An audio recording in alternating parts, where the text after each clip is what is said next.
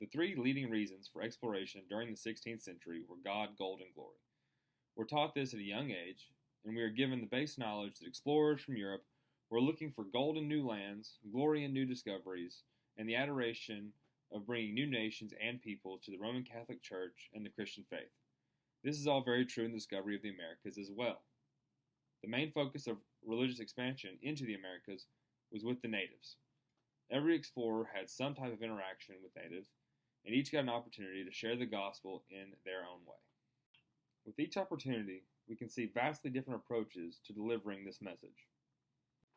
Some took a more aggressive approach. Those who took this approach, we see, had an opinion that the Indians were nothing but brutal savages that you had to beat the gospel into. This was not well received, and most of the natives that converted under these circumstances quickly reverted when colonial rule weakened in their areas. Others had a more sensitive spirit.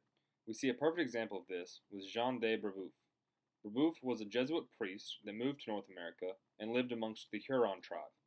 He had the opinion that you could not convert the natives until you believed they were human. He said, "You must have sincere affection for the savages, looking upon them as ransomed by the blood of the Son of God and as our brethren." As you can imagine, Brebeuf was very successful in converting the natives. Another major impact Christianity had on the founding of the Americas was that most of the original colonies were chartered to spread the faith. We can see multiple examples in the written records from Maryland, Connecticut, and Virginia. The New England Confederation, that united the New England colonies in 1639, stated that, "Whereas we all came into these parts of America with one and the same end, namely to advance the kingdom of our Lord Jesus Christ and to enjoy the liberties of the gospel in purity and in peace." This shows us that one of the main reasons for immigration to the Americas during the 16th century was to spread the gospel and enjoy the fruits of those good works. Not only were the original expeditions meant to bring Christianity to the heathens, but the colonies that followed were specifically chartered to continue this good work. A famous example of the success of these charters is seen in the baptism of Pocahontas. This event was proof that the explorations and charters were successful and that conversions were possible and taking place in and around the new colonies. The last major effect Christianity had on the founding of the Americas that I will discuss is the idea that the Protestant Reformation increased the rate of exploration exponentially. After years of persecution in Europe, many Christians were looking for a place to worship in peace.